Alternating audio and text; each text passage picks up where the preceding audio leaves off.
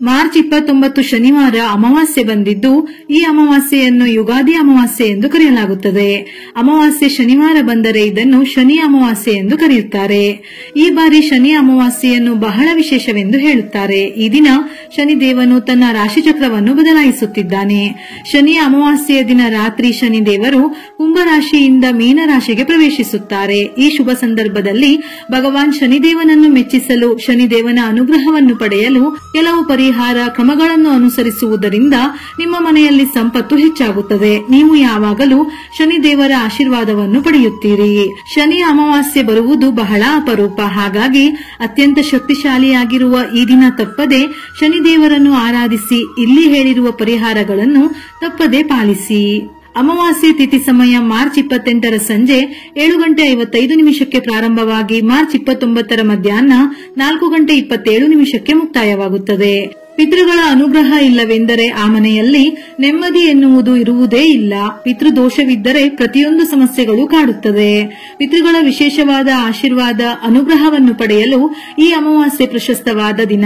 ಗರುಡ ಪುರಾಣದ ಪ್ರಕಾರ ಅಮಾವಾಸ್ಯೆಯ ದಿನ ಪೂರ್ವಜರು ತಮ್ಮ ವಂಶಸ್ಥರನ್ನು ಭೇಟಿ ಮಾಡಲು ಭೂಮಿಗೆ ಬರುತ್ತಾರೆ. ಈ ದಿನದಂದು ಸ್ನಾನ ಮತ್ತು ದಾನ ಮಾಡುವುದರಿಂದ ಜೀವನದ ಎಲ್ಲಾ ತೊಂದರೆಗಳು ದೂರವಾಗುತ್ತವೆ.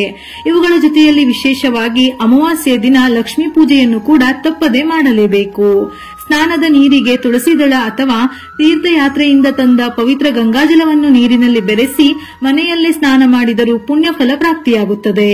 ಅಮಾವಾಸ್ಯೆಯ ದಿನದಂದು ಪೂರ್ವಜರನ್ನು ಸ್ಮರಿಸುತ್ತಾ ಅರಳಿ ಮರಕ್ಕೆ ಹಸಿ ಹಾಲು, ಗಂಗಾಜಲ, ಕಪ್ಪು ಎಳ್ಳು, ಸಕ್ಕರೆ, ಅಕ್ಕಿ, ನೀರು ಮತ್ತು ಹೂವು ಇವೆಲ್ಲವನ್ನೂ ಅರ್ಪಿಸಿದರೆ ಪೂರ್ವಜರು ಸಂತೃಪ್ತರಾಗುತ್ತಾರೆ. ಶನಿದೇವರಿಗೆ ಸಾಸಿವೆ ಎಣ್ಣೆ ಅಥವಾ ಎಳ್ಳಿನ ಎಣ್ಣೆಯನ್ನು ಅರ್ಪಿಸಬೇಕು. ಈ ದಿನ ಕಪ್ಪು ಎಳ್ಳು ಮತ್ತು ಸಾಸಿವೆ ಎಣ್ಣೆಯ ದೀಪವನ್ನು ಹಚ್ಚಬೇಕು. ಅಲ್ಲದೆ ಓಂ ಶಂ ಶನಿಷ್ಠರಾಯ ನಮಃ ಎಂಬ ಮಂತ್ರವನ್ನು 108 ಬಾರಿ ಜಪಿಸಬೇಕು. ಹೀಗೆ ಮಾಡುವುದರಿಂದ ಶನಿದೇವರ ಆಶೀರ್ವಾದ ಸಿಗುತ್ತದೆ. ಅಲ್ಲದೆ ಮನೆಯಲ್ಲಿ ಸಂಪತ್ತು ಮತ್ತು ಸಮೃದ್ಧಿ ಹೆಚ್ಚಾಗುತ್ತದೆ. ಈ ದಿನ ವಿಶೇಷವಾಗಿ ಶನಿದೇವರ ಅನುಗ್ರಹವನ್ನು ಪಡೆಯಲು ಅರಳಿ ಮರಕ್ಕೆ ನೀರನ್ನು ಅರ್ಪಿಸಬೇಕು. ಅರಳಿ ಮರದ ಕೆಳಗೆ ಸಾಸಿವೆ ಎಣ್ಣೆಯ ದೀಪವನ್ನು ಹಚ್ಚಬೇಕು. ಶನಿಗೆ ಸಂಬಂಧಪಟ್ಟಂತಹ ಮಂತ್ರ ಅಥವಾ ಹನುಮಾನ್ ಚಾಲಿಸ ಪಠಿಸಬೇಕು. ಇದು ಹಣಕ್ಕೆ ಸಂಬಂಧಿಸಿದ ಸಮಸ್ಯೆಗಳನ್ನು ನಿವಾರಣೆ ಮಾಡುತ್ತದೆ. ಮುಖ್ಯವಾಗಿ ಈ ಉಪವಾಸವನ್ನು ವಿವಾಹಿತ ಮಹಿಳೆಯರು ತಮ್ಮ ಪತಿಯ ದೀರ್ಘಾಯುಷ್ಯಕ್ಕಾಗಿ ಆಚರಿಸುತ್ತಾರೆ. ಜೊತೆಗೆ ಈ ದಿನ ದಾನ ಮಾಡುವುದು ಹಿಂದೂ ಧರ್ಮದಲ್ಲಿ ಹೆಚ್ಚಿನ ಪ್ರಾಮುಖ್ಯತೆಯನ್ನು ಹೊಂದಿದೆ. ಈ ಅಮಾವಾಸ್ಯೆಯ ದಿನದಂದು ಅಗತ್ಯವಿರುವವರಿಗೆ ದಾನ ಮಾಡಿದರೆ ಪೂರ್ವಜರ ಶಾಪ ಅಥವಾ ದೋಷಗಳು ಇದ್ದಲ್ಲಿ ಪರಿಹಾರ ಸಿಗುತ್ತದೆ. ಅಲ್ಲದೆ ಮನೆಯಲ್ಲಿ ಸುಖ, ಶಾಂತಿ, ನೆಮ್ಮದಿ ಎಲ್ಲವೂ ನೆಲೆಸಿರುತ್ತದೆ. ಜಾತಕದಲ್ಲಿ ಚಂದ್ರನ ಸ್ಥಾನ ದುರ್ಬಲ ಅಥವಾ ಬಲಹೀನವಾಗಿದ್ದರೆ ಅಮಾವಾಸ್ಯೆ ಎಂದು ಹಸುವಿಗೆ ಮೊಸರು ಮತ್ತು ಅನ್ನವನ್ನು ತಿನ್ನಿಸಬೇಕು. ಈ ಪರಿಹಾರವು ಮಾನಸಿಕ ಶಾಂತಿಯನ್ನು ನೀಡುತ್ತದೆ.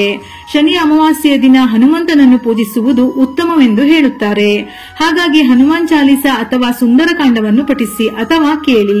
ಅಮಾವಾಸ್ಯೆಯ ದಿನದಂದು ಒಬ್ಬ ವ್ಯಕ್ತಿಯು ಉಪವಾಸವನ್ನು ಆಚರಿಸಿ ಪೂರ್ವಜರನ್ನು ಧ್ಯಾನಿಸಿದರೆ, ಅವರಿಗೆ ಮನಪೂರ್ವಕ ಧನ್ಯವಾದಗಳನ್ನು ಸಲ್ಲಿಸಿದರೆ ಪೂರ್ವಜರಿಗೆ ಮೋಕ್ಷ ಸಿಗುತ್ತದೆಯಂತೆ. ಹಿಂದೂ ಪಂಚಾಂಗದ ಪ್ರಕಾರ ಈ ಅಮಾವಾಸ್ಯೆಯ ದಿನದಂದು ದಕ್ಷಿಣ ದಿಕ್ಕಿಗೆ ಮುಖ ಮಾಡಿ ನೀರಿಗೆ ಕಪ್ಪು ಎಳ್ಳನ್ನು ಬೆರೆಸಿ ಪಿತೃತರ್ಪಣ ನೀಡಬೇಕು. ಬ್ರಾಹ್ಮಣರಿಗೆ ಆಹಾರವನ್ನು ದಾನ ನೀಡಬೇಕು. ಆಹಾರದ ಒಂದು ಭಾಗವನ್ನು ಹಸು ಮತ್ತು ಕಾಗೆಗೆ ಅರ್ಪಿಸಬೇಕು. ಈ ದಿನ ಮನೆಯಲ್ಲಿ ಉಪ್ಪು ಇದ್ದರೂ ಸಹ ಸ್ವಲ್ಪವಾದರೂ ಕಲ್ಲು ಉಪ್ಪನ್ನು ಖರೀದಿಸಿ ಮನೆಗೆ ತಂದು ಗಾಜಿನ ಡಬ್ಬಿ ಅಥವಾ ಪಿಂಗಾಣಿ ಡಬ್ಬಿಯಲ್ಲಿ ಇಡಬೇಕು. ಇದರಿಂದ ತಾಯಿ ಲಕ್ಷ್ಮಿ ಸಂತುಷ್ಟಳಾಗುತ್ತಾಳೆ. ಕೋಟಿ ಜನ್ಮಗಳ ಪುಣ್ಯ ಲಭಿಸುವುದಲ್ಲದೆ ಲಕ್ಷ್ಮಿ ಮನೆಯಲ್ಲೇ ನೆಲೆಸುತ್ತಾಳೆ. ನಾಳಿದ್ದು ಯುಗಾದಿ ಅಮಾವಾಸ್ಯೆಯ ದಿನ ವಿಶೇಷವಾಗಿ ಸಂಜೆ ಗೋಧೂಳಿ ಸಮಯದಲ್ಲಿ ಮನೆಯ ಮುಖ್ಯ ಬಾಗಿಲಿಗೆ ಅರಿಶಿನದ ನೀರನ್ನು ಸಿಂಪಡಿಸಿ ರಂಗೋಲಿ ಹಾಕಿ ಅರಿಶಿನ, ಕುಂಕುಮ, ಹೂವನ್ನು ಇಟ್ಟು ತುಪ್ಪದ ದೀಪವನ್ನು ಹಚ್ಚಬೇಕು. ನಂತರ ತುಳಸಿಯ ಕಟ್ಟೆಯ ಹತ್ತಿರವೂ ದೀಪವನ್ನು ಹಚ್ಚಿ ಪ್ರದಕ್ಷಿಣೆಯನ್ನು ಮಾಡಿದರೆ ತಾಯಿ ಲಕ್ಷ್ಮಿ ಸಂತೃಪ್ತಳಾಗುತ್ತಾಳೆ.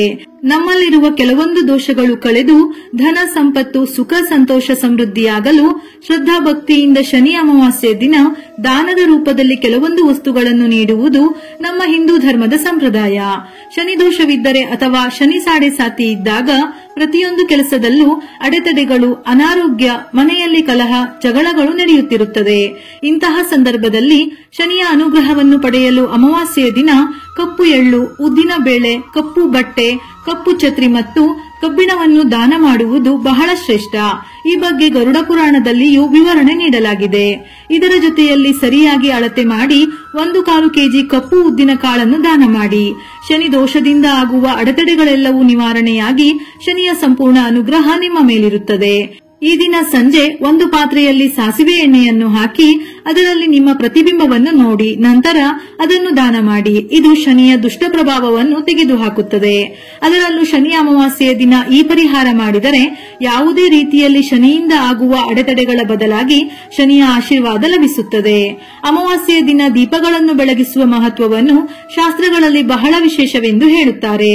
ಶನಿ ಅಮಾವಾಸ್ಯೆಯಂದು ಸಂಜೆ ಅರಳಿ ಮರದ ಕೆಳಗೆ ಸಾಸಿವೆ ಎಣ್ಣೆ ಅಥವಾ ಎಳ್ಳಿನ ಎಣ್ಣೆಯಿಂದ ದೀಪ ಹಚ್ಚಿ, ಅಲ್ಲದೆ ಮನೆಯ ಮುಖ್ಯದ್ವಾರದ 2 ಕಡೆ ದೀಪವನ್ನು ಬೆಳಗಿಸಿ. ಮುಖ್ಯದ್ವಾರದಲ್ಲಿ ದೀಪ ಹಚ್ಚುವುದರಿಂದ ಲಕ್ಷ್ಮೀ ದೇವಿಯನ್ನು ಆಕರ್ಷಿಸುತ್ತದೆ. ಅದರಲ್ಲೂ ಅಮಾವಾಸ್ಯೆಯ ದಿನ ಲಕ್ಷ್ಮಿಯ ಆರಾಧನೆ ಮಾಡಿದರೆ ಬಹಳ ಶ್ರೇಷ್ಠ. ಅಮಾವಾಸ್ಯೆಯ ಸಂಜೆ ಲಕ್ಷ್ಮಿ ಮನೆಗೆ ಬರುವ ಸಮಯದಲ್ಲಿ ಮುಖ್ಯದ್ವಾರದಲ್ಲಿ ಹಾಗೂ ತುಳಸಿಯ ಮುಂದೆ ದೀಪ ಹಚ್ಚಿಟ್ಟರೆ ದುಪ್ಪಟ್ಟು ಫಲಗಳು ಪ್ರಾಪ್ತಿಯಾಗುತ್ತದೆಯಂತೆ. ಲಕ್ಷ್ಮಿಯ ಅನುಗ್ರಹ ಲಭಿಸುತ್ತದೆ. ಈ ದಿನ ಸಂಜೆ ಸಾಧ್ಯವಾದರೆ ಶಿವನ ದೇವಸ್ಥಾನಕ್ಕೆ ಹೋಗಿ ದೀಪ ಹಚ್ಚಿ ನಂತರ ಮನೆಯ ದಕ್ಷಿಣ ದಿಕ್ಕಿನಲ್ಲಿ ಇನ್ನೊಂದು ದೀಪವನ್ನು ಹಚ್ಚಿಡಿ. ಹೀಗೆ ಮಾಡುವುದರಿಂದ ನಿಮ್ಮ ಪೂರ್ವಜರು ಸಹ ನಿಮ್ಮೊಂದಿಗೆ ಸಂತೋಷ ಪಡುತ್ತಾರೆ. ಪೌರಾಣಿಕ ನಂಬಿಕೆಯ ಪ್ರಕಾರ ಪೂರ್ವಜರಿಂದ ಬಂದಂತಹ ಶಾಪ ಅಥವಾ ಪಾಪದ ವಿಮೋಚನೆ ಮಾಡಿಕೊಳ್ಳಲು ಬೆಳ್ಳಿಯಿಂದ ಮಾಡಿದ ವಸ್ತುಗಳನ್ನು ದಾನ ಮಾಡಲು ಹೇಳಲಾಗುತ್ತದೆ. ಇದರಿಂದ ಪೂರ್ವಜರ ಆತ್ಮಕ್ಕೆ ಶಾಂತಿ ಸಿಗುತ್ತದೆ ಮತ್ತು ಸಂತೋಷ, ಸಮೃದ್ಧಿ, ದೇವರ ಆಶೀರ್ವಾದ ಎಲ್ಲವೂ ಪ್ರಾಪ್ತವಾಗುತ್ತದೆ. ಕಪ್ಪು ಎಳ್ಳನ್ನು ದಾನ ಮಾಡುವುದರಿಂದ ಪೂರ್ವಜರು ಸಂತೃಪ್ತರಾಗುತ್ತಾರೆ. ನಾಳೆಯ ದಿನ ಮನೆಯ ಮಹಿಳೆಯರು ಅರಳಿ ಮರಕ್ಕೆ ಪ್ರದಕ್ಷಿಣೆ ಹಾಕಬೇಕು. ಇದರಿಂದ ಮನೆ ಮತ್ತು ಕುಟುಂಬದ ಸದಸ್ಯರಿಗೆ ಒಳ್ಳೆಯದಾಗುತ್ತದೆ. ಪ್ರದಕ್ಷಿಣೆಯನ್ನು ಹಾಕಬೇಕಿದ್ದರೆ 3, 21 ಅಥವಾ 108 ಈ ರೀತಿ ಬೆಸ ಸಂಖ್ಯೆಯಲ್ಲಿ ಪ್ರದಕ್ಷಿಣೆಯನ್ನು ಹಾಕಬೇಕು. ಪ್ರದಕ್ಷಿಣೆಯನ್ನು ಹಾಕಬೇಕಿದ್ದರೆ ಒಂದೊಂದು ಪ್ರದಕ್ಷಿಣೆ ಹಾಕುವಾಗಲೂ ಒಂದೊಂದು ಒಣ ದ್ರಾಕ್ಷಿ ಮತ್ತು ಒಣ ಖರ್ಜೂರವನ್ನು ಅರಳಿ ಮರದ ಮುಂದೆ ವೀಳ್ಯದೆಲೆಯ ಮೇಲೆ ಇಟ್ಟು ಪ್ರದಕ್ಷಿಣೆ ಹಾಕಬೇಕು. ಪ್ರದಕ್ಷಿಣೆ ಮುಗಿದ ನಂತರ ಒಣ ದ್ರಾಕ್ಷಿ ಮತ್ತು ಒಣ ಖರ್ಜೂರವನ್ನು ಅಲ್ಲೇ ಇರುವವರಿಗೆ ದಾನ ನೀಡಬೇಕು. ಇದರಿಂದ ಕುಟುಂಬದ ಏಳಿಗೆ, ಅಭಿವೃದ್ಧಿಯ ಜೊತೆಗೆ ಶಿವ ಮತ್ತು ವಿಷ್ಣುವಿನ ಅನುಗ್ರಹ ಪ್ರಾಪ್ತಿಯಾಗುತ್ತದೆ. ಇದೇ ರೀತಿಯ ಮನಮುಟ್ಟುವ ಉಪಯುಕ್ತ ಮಾಹಿತಿಗಳಿಗಾಗಿ ಮತ್ತೆ ಭೇಟಿಯಾಗೋಣ.